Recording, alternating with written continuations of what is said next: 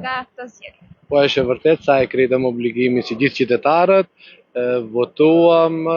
dhe unë besoj që vota gjithmonë kam thënë që është e shenjtë dhe në vetvete ajo ngërthen në shumë segmente, një ndër ta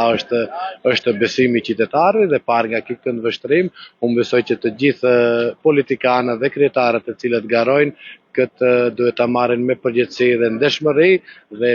gjithmonë kryetarët e komunës duhet që të lëvizin me këtë parim që sovrani i cili voton dhe jep besim, ne t'ua kthejmë me ndeshmëri dhe ashtu siç e meritojnë të gjithë qytetarët. Kush janë informacionet nga terreni? Si po vjen procesi zgjedhor në komunën e Vrapçishtit? Unë personalisht jam tejmasi i kënaqur për arsye se kemi zhvilluar një fushat par excellence edhe ne edhe kundër kandidati pala oponente dhe kemi treguar që qytetarët janë në stad të lartë dhe besoj që gjithmonë duhet që ditën e votimit ta llogarisim për festë dhe në këtë këndvështrim është e vërtetë që dita e zgjedhjeve është festë sepse qytetarët vendosin se kush do i përfaqësojë për 4 vitet e ardhshme. Shfrytëzoj rastin që bëj apel qytetarëve që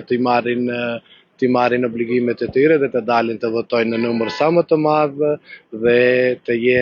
jenë ashtu siç kanë qenë, të jenë të qetë. Besoj që dhe kërkoj që të realizohet një fushat demokratike, ashtu siç na ka hije edhe neve si shqiptarë të cilët gjithmonë e kemi dëshmuar se këta vatra stërtiqore tona kanë ditur që të jenë në procese demokratike. Uroj që të fitoj më i miri dhe mbas 11 janarit ta vazhdon dhe mbi politikë duhet të vendosim parimin e njerëzillokut